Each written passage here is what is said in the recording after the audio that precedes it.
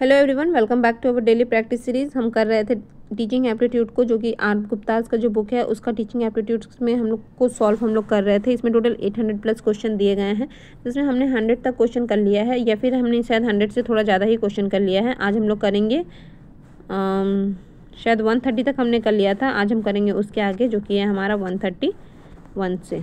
देखते हैं, ये सब तो हमने हो कर लिया है। हाँ, 130 तक हमने कर लिया है। शुरुआत करते हैं 131 से, ठीक है। देखते हैं 131। Educational philosophy tell us what type of education should be imparted and why. Educational philosophy जो है वो हमें बताता है कि किस तरीके का एजुकेशन हमें देना है और क्यों देना है, ये बताता है हमें कौन, तो educational philosophy. On the contrary, the relationship of educational psychology is with the aspect of. तो एजुकेशनल फिलोसफी तो हमें ये बताता है कि हमें क्या पढ़ाना है और क्यों पढ़ाना है ना, क्या पढ़ाना है और क्यों पढ़ाना है। लेकिन एजुकेशनल साइकोलॉजी हमें क्या बताता है, ये हमें बताता है कि कब पढ़ाना है और कैसे पढ़ाना है। देन व्हेन एंड हाउ के साथ हम लोग जाएंगे, ठीक है। Home and till what time नहीं, टिल व्हाट टाइम तो फिर भी ठीक है, लेकिन होम तो बिल्कुल नहीं, क्योंकि सभी है ना, टू एंड वाई नहीं। ये क्या है हमारा कि एजुकेशनल साइकोलॉजी ये बताता है कि आपको कब पढ़ाना है और कैसे तरीके से पढ़ाना है। नेक्स्ट है maladjustment and frustration are developed in children when. Maladjustment और फ्रस्ट्रेशन कब बच्चों में आता है, जब they are not sent to the school, जब उन्हें स्कूल नहीं भेजा जाता है। दे नीड्स टू इग्नोर, हाँ ये तो सही बात है, जब उन्हें इग्नोर किया जाता है। नेक्स्ट है their parents give them more love and affection than due for them, they are not able to pass the examination. तो ये ऑप्शन ज़्यादा करेक्ट है, देयर नीड्स आर इग्नोर, ठीक है। आप बार बार किसी बच्चे को इग्नोर करते हुए चलेंगे तो फिर वो लास्ट में क्या हो जाएगा, धीरे धीरे बच्चा फ्रस्ट्रेट हो जाएगा और वो माल एडजस्टमेंट का शिकार हो जाएगा। नेक्स्ट देखते हैं question number 133। In order to understand the maladjustment and frustration of child and also to treat them effectively, the teacher get good support from the, यानी कि बच्चों का जो माल एडजस्टमेंट का प्रॉब्लम है या फिर जो फ्रस्ट्रेशन का प्रॉब्लम है उसको सॉल्व करने के लिए टीचर को क्या करना चाहिए। Principal good teacher get good support. अच्छा, टीचर को सपोर्ट चाहिए तो किसका सपोर्ट चाहिए, प्रिंसिपल ऑफ द स्कूल या फिर पेरेंट्स और गार्जियन का, स्टडी ऑफ चाइल्ड साइकोलॉजी या फिर फ्रेंडली ट्रीटमेंट ऑफ चिल्ड्रन। तो यहाँ पर बच्चे, अगर जो टीचर है अगर उसके पास चाइल्ड साइकोलॉजी की उसको अच्छे से समझ है तो वो बिल्कुल किसी भी बच्चे को फ्रस्ट्रेशन से या फिर माल एडजस्टमेंट के प्रॉब्लम से बाहर निकाल सकता है, ठीक है। नेक्स्ट है question number 134। The study of child psychology. Study of child psychology क्या कहता है, help the teacher understand and discipline related problem with a correct view point. Help the teacher understand and discipline related problem with a correct, ये तो सही लग रहा है। देखते हैं आगे। Give a correct view point about the problem related to education नहीं, रिलेटेड टू स्टूडेंट होगा, ठीक है, बच्चे होगा। Help him improve his ability या फिर help him present ideals before the children नहीं, ऑप्शन नंबर ए ठीक है। Help the teacher understand the discipline related problem with the correct view point, ठीक है।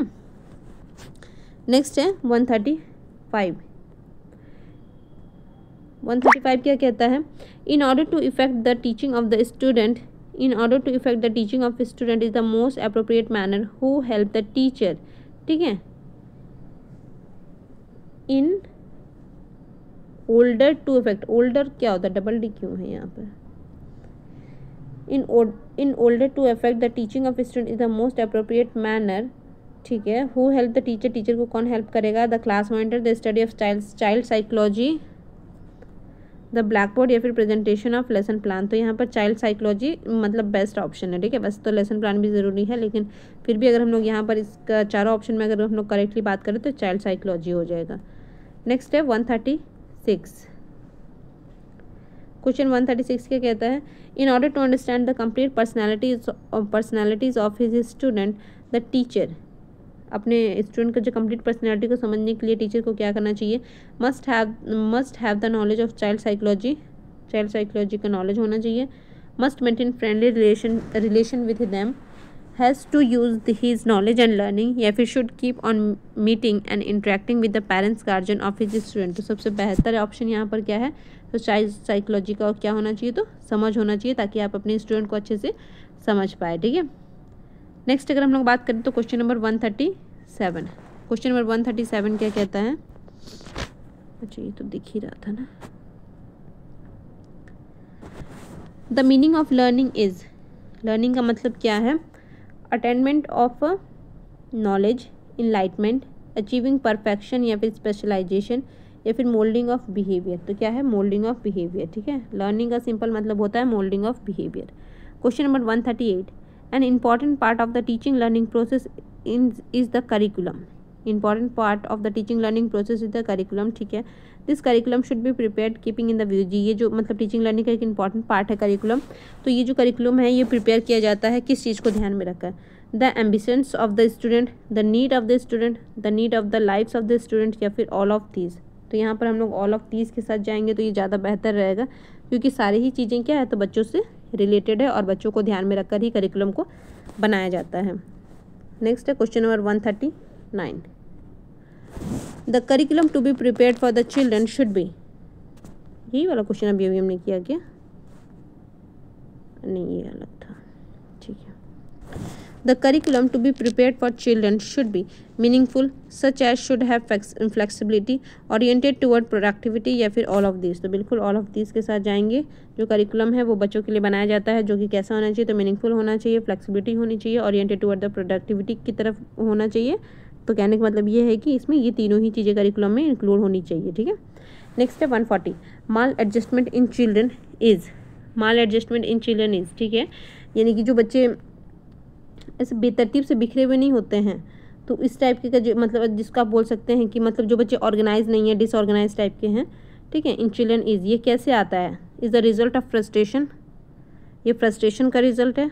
तो हाँ, फ्रस्ट्रेशन का ही तो रिजल्ट है। अच्छा, और क्या है, a reason of frustration, another name, नहीं रीज़न नहीं, ये क्या है, रिजल्ट ऑफ फ्रस्ट्रेशन। पहले फ्रस्ट्रेशन आता है, उसके बाद बच्चे अनऑर्गेनाइज जैसे हो जाते हैं। ठीक है, तो नेक्स्ट है हमारा 141,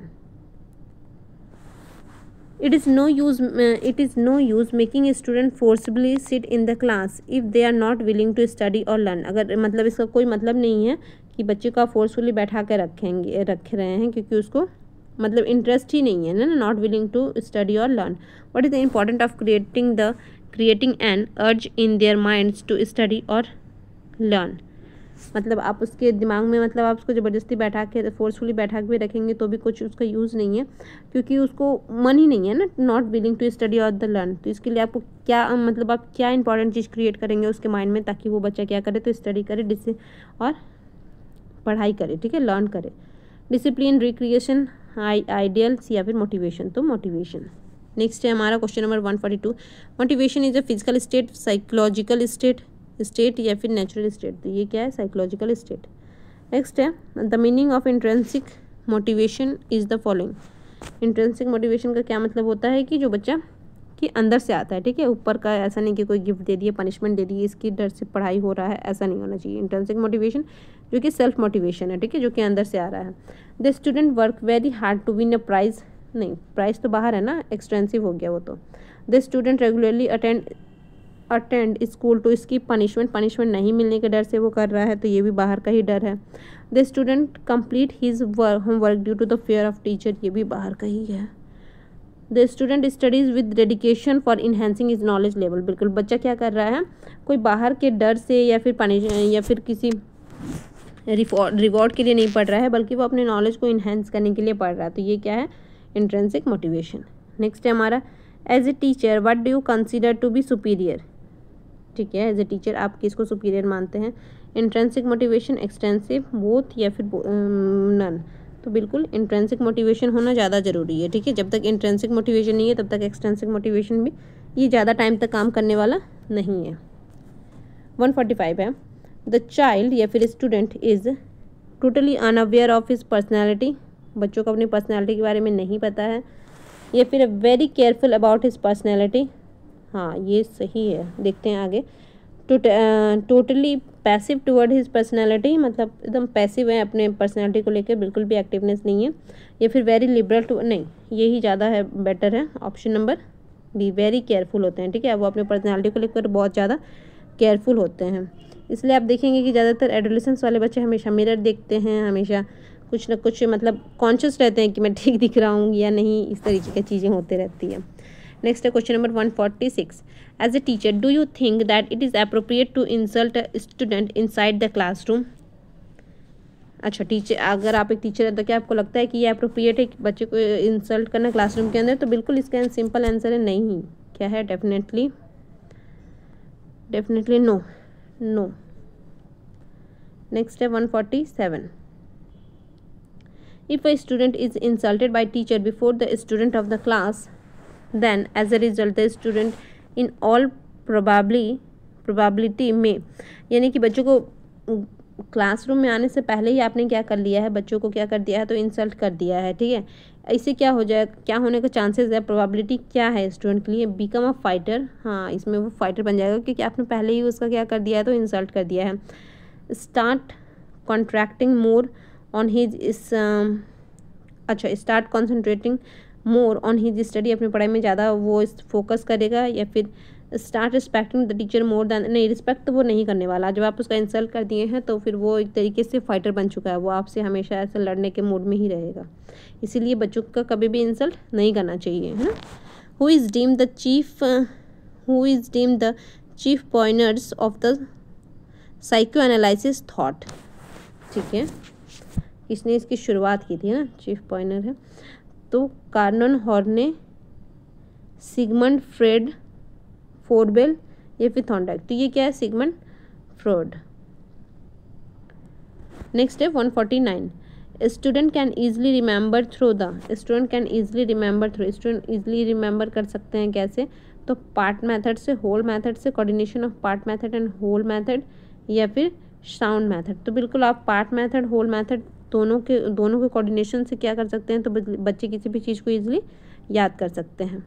नेक्स्ट है 150। The best form of competition is competition with equals, competition eight group level, competition with one's own previous record, या फिर individual competition with one student. तो अपने आप से ही, अपने प्रीवियस रिकॉर्ड से ही कंपटीशन करना ही क्या है, तो सबसे बेस्ट कंपटीशन है। नेक्स्ट है 151। The difficulty being faced in the context of ऐसे टाइप क्वेश्चन इज दैट। ऐसे टाइप क्वेश्चन में जो डिफ़िकल्टी है वो क्या देखने को मिलती है? The entire study material can not be cover in it, only a few question can be asked, it is difficult to define the norms of evaluation. सारे तीनों ही यहाँ पर क्या है? करेक्ट है। नेक्स्ट है in your view the profession of teacher is the best, और क्या ही हो सकता है? टू स्टॉप गैप अरेंजमेंट, क्या गैप मतलब? Generation gap. Profitable, full of fun and frolic, हाँ ये बात भी है। या फिर तो the best, option number D क्या है? बेस्ट। ठीक है। नेक्स्ट है question number 153। Some of your friend make fun of the teaching profession, in such A situation what would you do as a teacher? कुछ आपकी जो फ्रेंड है वो आपकी टीचिंग प्रोफेशन का मजाक बना रहे हैं, ऐसे में आप क्या करेंगे? You would convince them that their opinion is wrong, आप उनको कन्विंस करेंगे कि आपका ओपिनियन क्या है? रॉन्ग है। अच्छा, इससे कुछ बेटर ऑप्शन होगा तो यू वुड थिंक अबाउट, क्या है? You would think about the abandoning the teaching profession, मतलब आप टीचिंग प्रोफेशन में से गिव अप करना चाहते हैं, छोड़ना चाहते हैं, तो ये तो नहीं होगा। You would try to find out a new profession, आप नए प्रोफेशन को ढूंढेंगे। या फिर you would stop interacting with such friend, आप उन फ्रेंड से क्या करेंगे? इंटरेक्ट करना छोड़ देंगे। तो इन चारों में से बेटर ऑप्शन यही है कि आप क्या करेंगे? आप उनको कन्विंस करेंगे कि उनका जो ओपिनियन है वो क्या है? गलत है। ठीक है, आज इतना ही रखते हैं। नेक्स्ट 154 से हम लोग आगे कंटिन्यू करेंगे। तब तक के लिए पढ़ते रहिए। तब thank you for watching. Thank you, bye bye.